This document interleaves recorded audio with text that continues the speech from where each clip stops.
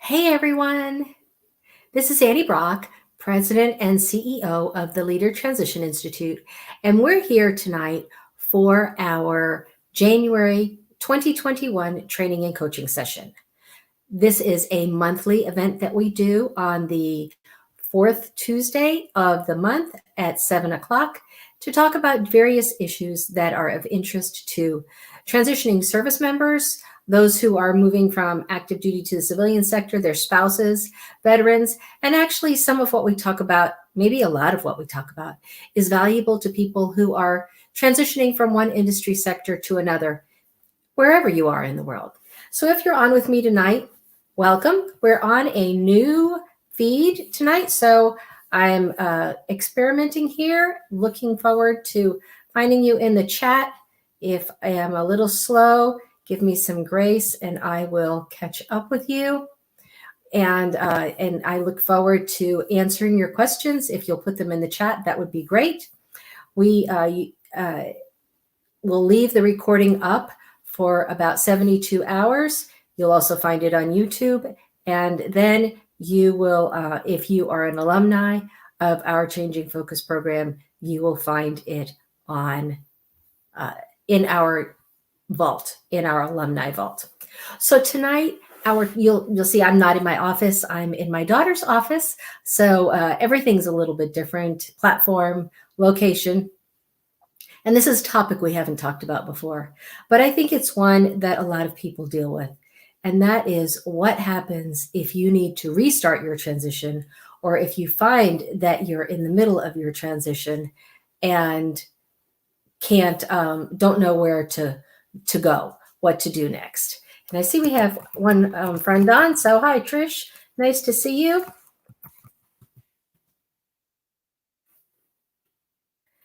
And so let's talk about what happens. What happens when you are in the middle of your transition and then find that you are stuck? Well, I think that most of the time that what really is the problem at that point is that there's some fear going on. When you're born, you have a developing brain, a developing mind, and you don't have the ability to reason, and everything that you absorb goes straight into your subconscious. When you get to be about 10 or 12 years old, you begin to learn to reason, and then everything that you process with your conscious mind gets filtered through your subconscious mind. One of the things that is built into us as human beings is that we get scared because we like things to stay the same. And in transition, that's definitely not the case. And as Tricia said, she did a transition restart and that it was for the better. And most times it is, because when you start the transition for the first time, you don't know what you don't know. And that's a very difficult thing. So I want to talk a few minutes tonight about hacking fear. That's a really important thing. And I think that the anxiety that people go through in a transition is what causes them to get stuck most of the times. There are family circumstances that come up, maybe work circumstances that come up. But when we find ourselves unable to move forward, I think that more often than not, it comes from a point of fear. And that is because our subconscious mind is basically telling us that we haven't done this before. It's something that we can't do. And frankly, it's a transition is not something that happens quickly. And most of us want pretty quick results. So let's talk about hacking fear. And the first thing that you want to do when you realize that maybe you're stuck and that fear might be the cause of it is you want to recognize that. You want to recognize those moments of emotional paralysis where fear tends to get the better of you. And you need to, the first thing you need to do is just to acknowledge it. And you need to understand, is your fear based on something that's real? Or is it based on a distorted image of things? Is it based on a distorted image of your beliefs? And so the important thing to do if you find yourself stuck in the transition situation is to ask yourself, what am I afraid of? Most of the time, we don't ask ourselves that, but it's really key. Ask yourself, what am I afraid of? And what am I assuming will happen? What stories am I telling myself?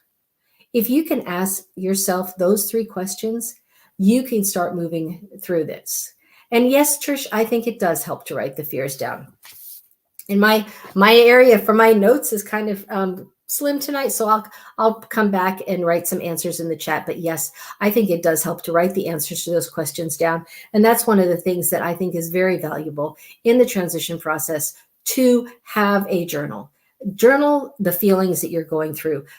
Write down your successes. Write down the things that cause stumbling blocks for you, and then acknowledge those fears as you find them, and say, and think about the things that you've done in your life where you have been successful so far.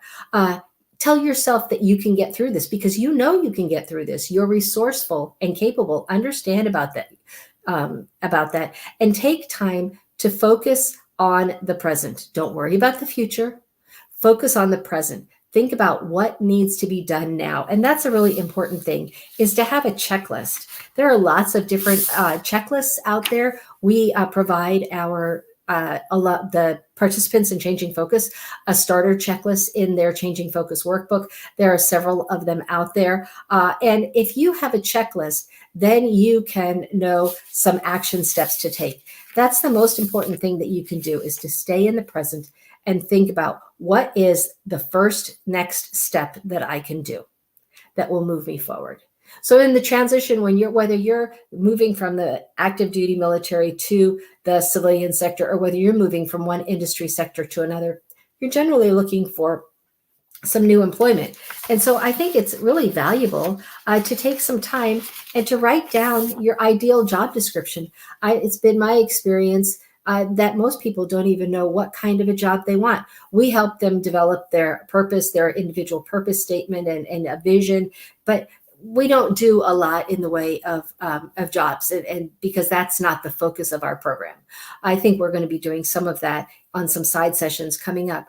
But one of the things that might be very valuable is keeping your purpose in mind and your vision as you go forward, is think about what your ideal job would be.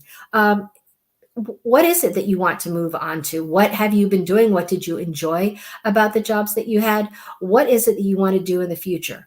And that's really important, because how can you look for anything if you don't know what you're looking for? So think about that all important thing about what is the job that you want to do when you're going forward, as you go forward.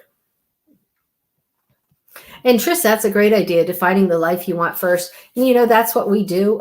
We get people started on in Changing Focus, is to think about that life with their vision plan, and so that and purpose, so that then they can look at find a job that fits that life that they want to live. And so those are some things that you can do in the job sphere. And then, of course, you want to take time to develop your network.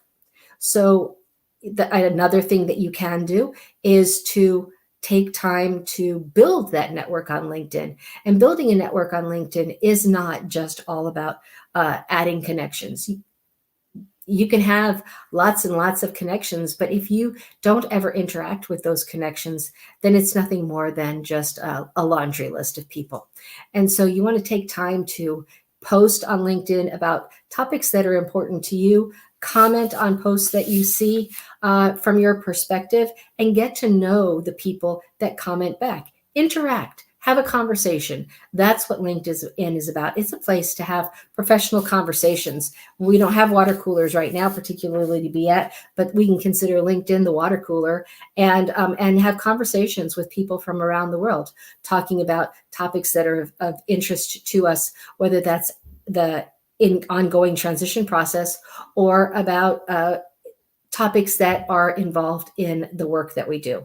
So those are some concrete steps that you can take in the process. Think about going through the checklist, seeing where you are in the checklist in your planning countdown. Because if you are moving from in the civilian sector from one industry sector to another, you might there are probably steps that you should be taking too.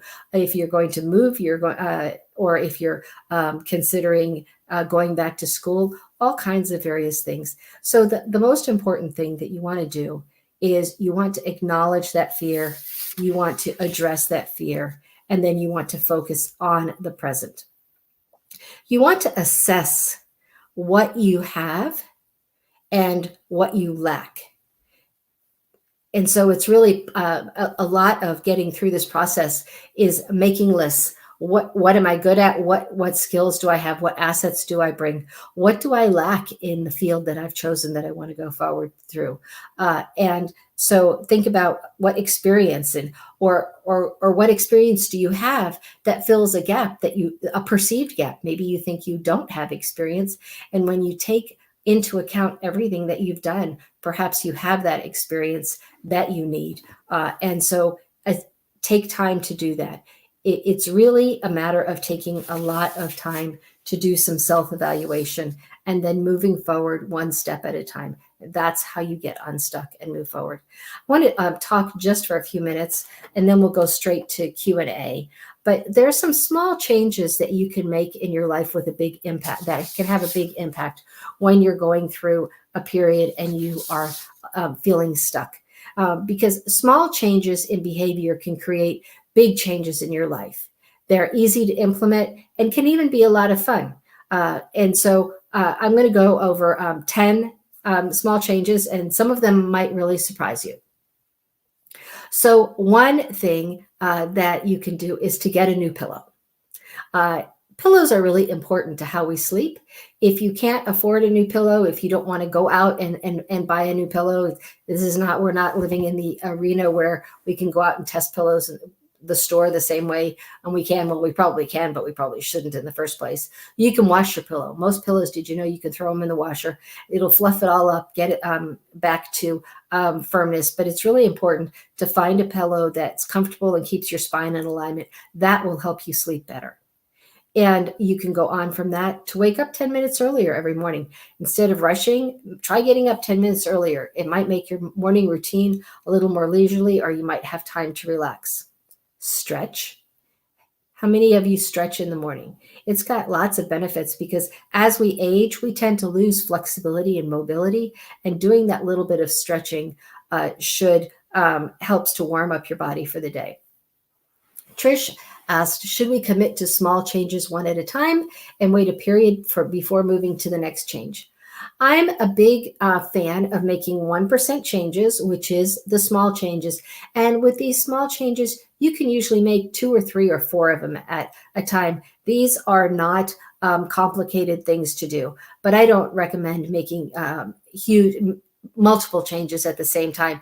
But you can implement these a few at a time over, say, a period. With these 10 changes, if you made 3 changes a week, you could get through all of these changes in just over a month's time. And I think you'd see some interesting results. So in addition to stretching in the morning, have a healthy shake for breakfast. Most people, I shouldn't say most people, but I would say a lot of people have cereal for breakfast or bread products, bagels, toast, those kinds of things. Those are heavy on, unless you're having whole grains, those are heavy on simple carbohydrates, and that turns to sugar, and it doesn't provide fuel for your body the same way as if you have protein in the morning for breakfast.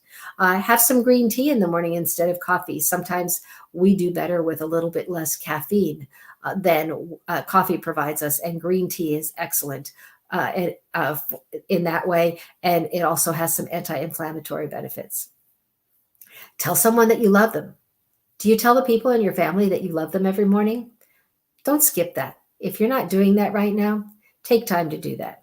We talked about this one already, and that's keep a journal. Number 7 on my tip list here is keep a journal. And one of the things that you might find is if you find that you are journaling about your day and you find that you're writing the same thing for 5 days in a row about what you're doing, maybe it's time to swap something in your routine and get on to something new. You might be ready to shake things up if you find that you're repeating yourself. You might not even realize that.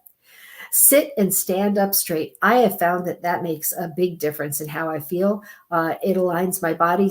And not everybody's spine is aligned to it, and so everybody has to do what's straight for them. Don't judge what's straight for somebody else. But good posture is important, and that helps to keep everything, all your vertebrae aligned, and you'll feel much better during the day. One thing that I'm really a fan of is getting away from your desk for lunch. For those of you who are working at home instead of in an office, it is really easy to just grab a bite to eat and stay at your desk, maybe watching a video, watching YouTube videos or scanning through Facebook when you're taking a break to have a snack or a meal. Get up, get out, get some vitamin D, get some fresh air, go for a walk around the block. If you have kids young kids, they'll benefit from it too. Go out and enjoy them. Get a quick walk in at lunch, and it's going to really get you energized for the afternoon. And then one thing, the last tip that I'm going to suggest, a small change that you can make, is to consider standing for a part of your day.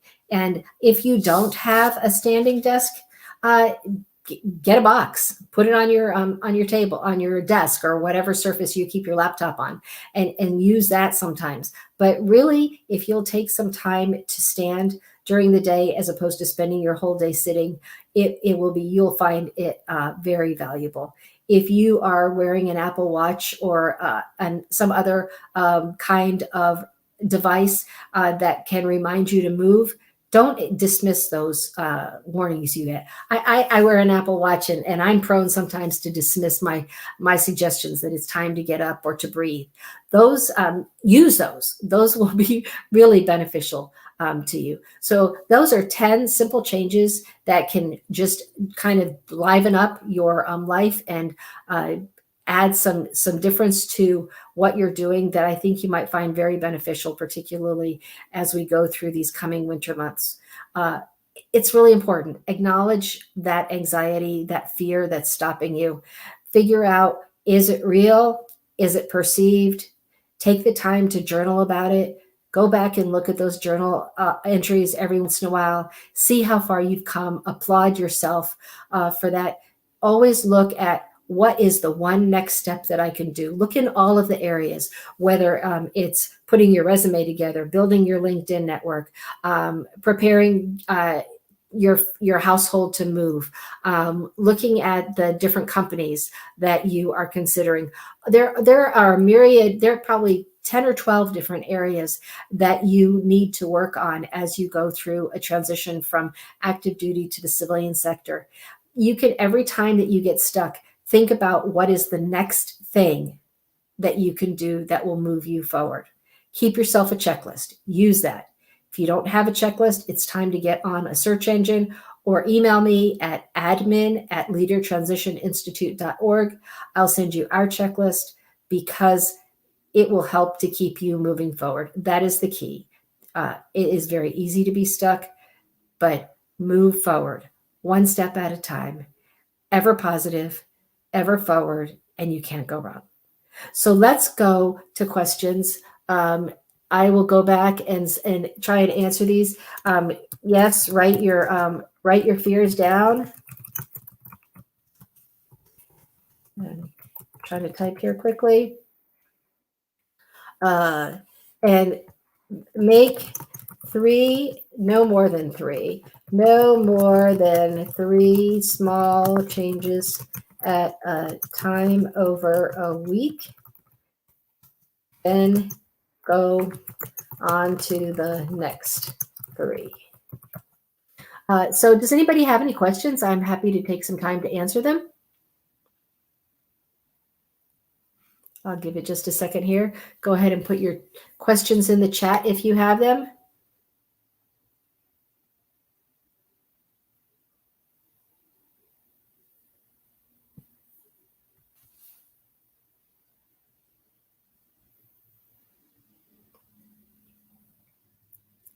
Thanks for being on with me tonight. I really appreciate it. We had a great cohort 15 and changing focus this past week. We're looking forward to moving on through this year, growing and serving you. We will be on next month, February. Let's look at and I'm waiting. I'm going to wait, Brian, for your question. No problem. Our next training and coaching session will be on February 23rd. So I'm patient. I know not everybody types as quickly as I did. Little known fact, I learned to type at home in high school on a real old-fashioned typewriter. But where I developed my typing skills was that one summer in college, my summer job was typing on a real typewriter a calculus textbook. And that was an experience. Special keyboard for mathematics, but I got better at typing then. Is there a way to take advantage of SkillBridge and start an entrepreneurial track? You know, Brian, that is that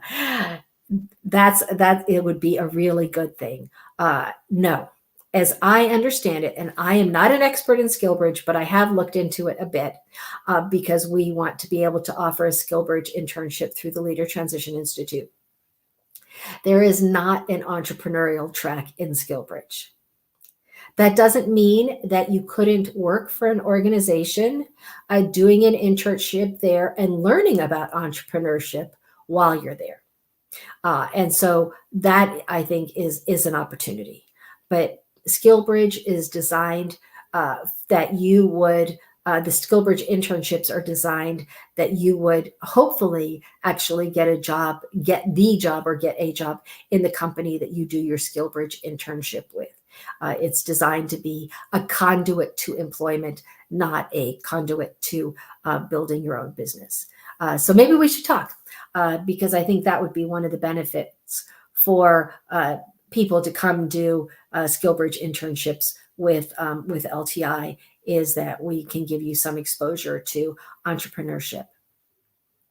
If you are in the meantime, if you're interested in entrepreneurship, please explore what Syracuse University has to offer through their Institute for Veterans and Military Families. They have some really excellent entrepreneurship programs. Any other questions?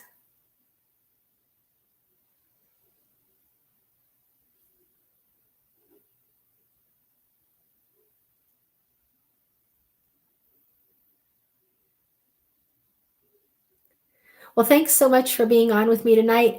I look forward to seeing you next week. And MJ posted that there's a new SkillBridge, not for entrepreneurial, but for sales. So check out Sales Platoon. And so, oh, good. I'm glad you found out about Syracuse this week. They've got some excellent programs. And I do know we do have somebody, I have to go back through my records, but we do have somebody who has been through Changing Focused who is in Sales Platoon. That should be an easy check for me. And so that if you want to talk to them and find out how they got into it and how they're enjoying it, just let me know. I will research that and get back to you to connect you. So if there aren't any other questions, I really appreciate you being on with me tonight. We'll leave this up for a couple of days. If you have more questions after you've listened to the recording or after you've thought about what we've talked about here for a little bit, go ahead and put the questions in the chat later and I will come back to it and answer them and make sure we get back to you. Thank you so much and I'll see you another time. Bye-bye.